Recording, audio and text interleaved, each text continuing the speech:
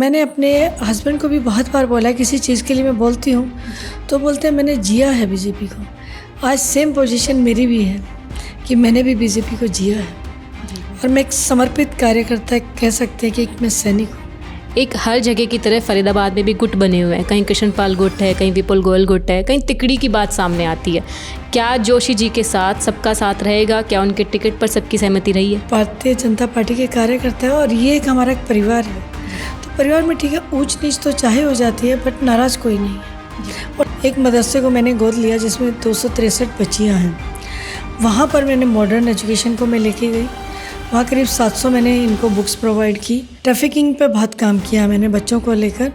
उसके बाद जहाँ भी हमें लगता था कि कोई एनजीओ के साथ मिलकर या एमसीएफ में इंफॉर्मेशन देने की, जी हाँ कूड़ा बहुत है या पानी यहाँ पे रुका हुआ है या कहीं कोई जानवर हमारा कोई क्षतिग्रस्त हो जाता है, उसे कहीं चोट लग जाती है तो एनजीओज़ को इन्फॉर्म करना, कहीं गौशाला को इन्फॉर्म करना, ये निरंतर समाज सेवा के कार्य मेरे चलते आए हैं।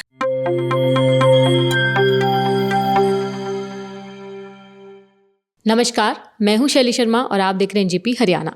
दोस्तों, आज हम मौजूद है फरीदाबाद में। जैसा कि आप सभी जानते हैं कि हरियाणा में नगर निगम चुनाव होने हैं, नगर निकाय चुनाव होने हैं। फरीदाबाद नगर निगम में भी चुनाव होने हैं। हमारे साथ है भाजपा की उम्मीदवार प्रवीण जोशी बत्रा जी। ये पहले हरियाणा बाल कल्याण आयोग की चेयरपर्सन भी रही है और अब भाजपा के टिकट पर मेयर पद के लिए चुनाव लड़ रही हैं। इनसे जानते हैं कि फरीदाबाद को लेकर इनका क्या विज़न है, ये फरीदाबाद में क्या कुछ करना चाहती हैं, क्या विज़न लेकर के ये आगे बढ़ना चाहती है। मैम, सबसे पहले आपका हमारे चैनल पर स्वागत है। धन्यवाद शैली जी। सबसे पहले तो मैं शीर्ष नेतृत्व और माननीय मनोहर लाल खट्टर जी का, माननीय मुख्यमंत्री श्री नायब सिंह सैनी जी का, माननीय केंद्र मंत्री श्री कृष्णपाल गुर्जर जी का और हमारे मंत्री विपुल गोयल जी का और राजेश नागर जी का और प्रदेश अध्यक्ष मोहनलाल बड़ोली जी का दिल से अभिनंदन स्वागत करती हूँ और धन्यवाद, आभार प्रकट करती हूँ कि उन्होंने मुझे जनता की सेवा करने का मौका दिया। मैं सबसे पहले आपसे यही जानना चाहूँगी कि फरीदाबाद नगर निगम में आप क्या विज़न लेकर चल रही है, आपका क्या रोड मैप है, आप आगे क्या कुछ करना चाहती हैं जो फरीदाबाद में अभी तक काम नहीं हुआ, ऐसे क्या काम नहीं जो आप आगे आकर करना चाहती हैं? पिछले 31 सालों में मैं फरीदाबाद में हूँ जी। तो आप कह सकते हैं कि बचपन तो नहीं बट बचपन के बाद का सारा समय फरीदाबाद में निकला है। तो यहाँ की समस्याओं से मैं बहुत अच्छे से अवगत हूँ। कहते हैं ना कि ज़मीन से जुड़ा हुआ, तो मैं ज़मीन से जुड़ी हुई एक कार्यकर्ता हूँ भारतीय जनता पार्टी की और मेरा फोकस भी है। ये तो चलिए सौभाग्य है आज मेरा कि मुझे पार्टी ने इस नेतृत्व के लिए चुना, लेकिन मेरा पहले से इन समस्याओं को लेके मैं अक्सर सरकार को अवगत, पार्टी को अवगत कराती रही हूँ और वही विज़न मेरा कंटिन्यू रहेगा। जैसे समस्याओं के बारे में बताएंगे ज़रा। जैसे कि बहुत जगह पे लोग आके बताते हैं जी वहाँ कूड़ा है। नहीं, मैंने पहले स्टार्टिंग से तो मैं ट्रैफिकिंग पे बहुत काम किया मैंने बच्चों को लेकर। उसके बाद जहाँ भी हमें लगता था कि कोई एनजीओ के साथ मिलकर या एमसीएफ में इंफॉर्मेशन देने की, जी हाँ कूड़ा बहुत है या पानी यहाँ पे रुका हुआ है या कहीं कोई जानवर हमारा कोई क्षतिग्रस्त हो जाता है, उसे कहीं चोट लग जाती है तो एनजीओज़ को इन्फॉर्म करना, कहीं गौशाला को इन्फॉर्म करना, ये निरंतर समाज सेवा के कार्य मेरे चलते आए हैं। तो इन जो प्रॉब्लम्स हैं, यहाँ की बेसिक प्रॉब्लम्स हैं, तो उनसे अनभिज्ञ नहीं हूँ मैं। ये कहता है कि चल जब आप उस सीट पर आ जाते हैं तो चैलेंजेस बहुत होते हैं, लेकिन मेरा विज़न क्लियर है कि जनता मुझे चुनेगी और मैं जनता की सेवा के लिए काम करूँगी और पूरा का पूरा विश्वास है मुझे कि जनता समर्थन देगी, मैं उतना ही उनको अपना कर्ज उतारूँगी जी। जैसा कि आप भी देखते होंगे, हम भी देखते हैं कि गुरुग्राम से जब हम फरीदाबाद में एंट्री करते हैं तो एंट्रेंस पे इतनी गंदगी सी और थोड़ा सा गंदा सा एरिया रहता है, धूल मिट्टी उड़ती है, उसका समाधान क्या देखती हैं आप? देखिए, बहुत बड़ा एरिया है फरीदाबाद और गुरुग्राम, कोई छोटा एरिया नहीं। एंट्री जैसे हम करते हैं तो एंट्रेंस पे हमें देखने को मिल जाता है।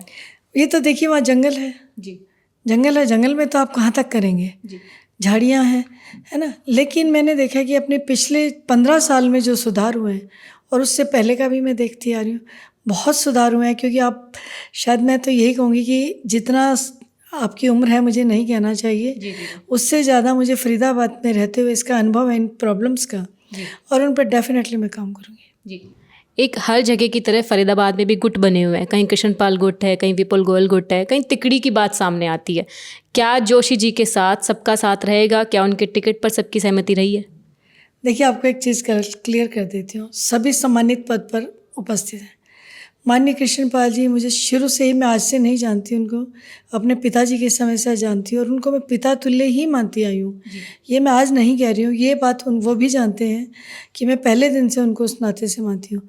और माननीय मंत्री जी विपुल गोयल जी भी, हमारे लिए गुट वाली ऐसी कोई बात नहीं है, किसी के साथ हमारा कोई गुट नहीं है, वो छोटे भाई की तरह है। तो सभी के हम समान एक ही एक परिवार की तरह मान के चलते हैं। जी जोशी जी, जैसा कि आप देखते हैं कि सब जगह टिकट की लंबी लाइन होती है, लेकिन उम्मीदवार किसी एक को बनाया जाता है लंबी सूची में, तो क्या रूठों को मनाने का काम शुरू कर दिया है? मैंने एक बार पहले भी किसी पत्रकार भाई को ये बोला था कि मैं नहीं मानती कि मुझसे कोई रूठा हुआ होगा। अपनी आज तक की ज़िंदगी में मुझसे कोई नहीं रूठा, है मेरा दावा है आपको। जी जी जी। और आने वाले समय भी मैं ऐसा कोई मौका नहीं दूंगी कि मुझसे कोई रूठे और हमें उसको मनाना पड़े। हमेशा भारतीय जनता पार्टी के कार्यकर्ता है और ये एक हमारा एक परिवार है। तो परिवार में ठीक है, ऊंच नीच तो चाहे हो जाती है, बट नाराज़ कोई नहीं है। और सभी कार्यकर्ता बहुत उत्साहित हैं। जैसे जैसे मैं मिलने जाती हूँ बहुत खुश हैं। आप उसी से देख लीजिए कि आगे और कोई भी ऐसा विरोध करने के लिए नहीं आया कि जी आपने हमारा नाम नहीं लिया या हमारा नहीं। जैसे कि पिछली बार जब मेयर के लिए चुनाव के लिए डेट निश्चित की गई थी तो 30 थे उस समय पदाधिकारी भी थे, कार्यकर्ता भी थे, बट नाम मेयर के लिए 30 थे, लेकिन हमारे यहाँ से सिर्फ एक ही नाम था। तो इसका मतलब हम ये कहें कि कार्यकर्ताओं ने हमें सहयोग किया, हमें स्वीकार किया जनता ने। क्या किसी उम्मीदवार ने पार्टी लाइन से हटकर नामांकन भरा है? जिस चीज़ की मुझे नॉलेज नहीं है। और मेरे ख्याल से अगर कोई सच्चा पार्टी का कार्यकर्ता था तो ऐसा नहीं करेगा। जी। वैसे एक बात है कि पार्टी में उम्मीदवार के ऊपर सब किसी न किसी का आशीर्वाद रहता है, हर किसी बंदे पे रहता है। आपके ऊपर किसका आशीर्वाद रहा? आपको किसका आशीर्वाद मिला? ईश्वर के आशीर्वाद के साथ साथ मैंने आपको पहले ही बताया, सम्मानित सभी सदस्यों का, मंत्रीगण का, माननीय मंत्री जी का, माननीय श्री मनोहर लाल जी का, माननीय नायब जी का, प्रदेश अध्यक्ष बड़ोली साहब का, के अपने मंत्री विपुल गोयल जी का, भाई राजेश नागर जी का, सभी का सहयोग रहा। और हमारे जो मेरे एरिया के बड़खल के भाई धनेश अदलखा जी का दिल से आभार कि उन्होंने भी मेरा नाम रखा आगे, और सतीश फागना जी ने भी नाम रखा। और बहुत सम्मानित मेरे वो भी पिता तुल्य हैं माननीय मूलचंद जी, उन्होंने भी बहुत एक कहते कि आदर के साथ नाम रखा। तो सभी का सहयोग रहा है मेरे ऊपर जी, और सभी का आशीर्वाद रहा है। जी। एक बार आपकी राजनीति के बारे में जानना चाहेंगे कि आपका राजनीति में कैसे आना हुआ? क्या आपके पति लाए राजनीति में या फिर आप खुद आइए? कैसे क्या आना हुआ? ये तो कहते हैं कि जनता का सेवा करने का जिस परिवार में मौका मिला तो आज लगता है कि सौभाग्य है। मैं तो पढ़ती पढ़ती ही कॉलेज से आ गई थी। तो मेरे पिता श्री ससुर साहब बीजेपी के कर्मठ कार्यकर्ता रहे हैं और उन्होंने अपने 70 ईयर्स से ज़्यादा पार्टी को दिए, देश को दिए हैं। पहले वो संघ से रहे, फिर पार्टी से रहे। तो घर का जो एनवायरनमेंट था पूरा ही राजनीतिक का था। और लेकिन ऐसा नहीं लगता था कि मैं भी चली जाऊंगी, क्योंकि मेरा एक जुनून था कि बच्चों को पढ़ाना है, और वो भी स्लम एरिया के बच्चों को। करते करते आगे पति ने भी, श्रीमान संदीप जोशी जी ने भी ज्वाइन कर लिया, क्योंकि उन लोगों की तो ब्लड में है वो चीज़। स्टार्टिंग से होते कहते हैं कि बचपन से ही पैदा होते ही राजनीति के परिवार से हैं। तो आज मैं उनको अपना गुरु भी मानती हूँ, अपने ससुर साहब को भी गुरु मानती हूँ, क्योंकि उनके साथ मैंने बहुत अच्छा, मेरे 20 साल ज़िंदगी के निकले तो कहूँगी कि 10 साल तो उनकी शिक्षाओं में निकले मेरे। कि एक समय होता था 2 घंटे का, 4 से 6 का, हम साथ चाय पीते थे, पूरी कहानियाँ बताते थे।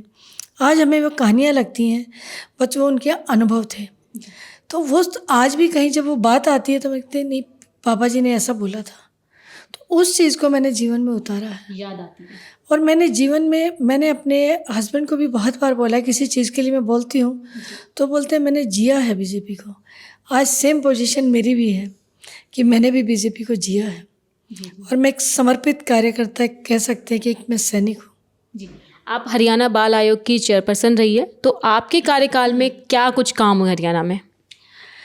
मैंने 1 साल का पूरा एग्जैक्ट मुझे समय मिला। लास्ट ईयर 15 फरवरी को मेरा नाम अनाउंस हुआ था। आज 15 आपका 25 तक एग्जैक्ट 1 ईयर।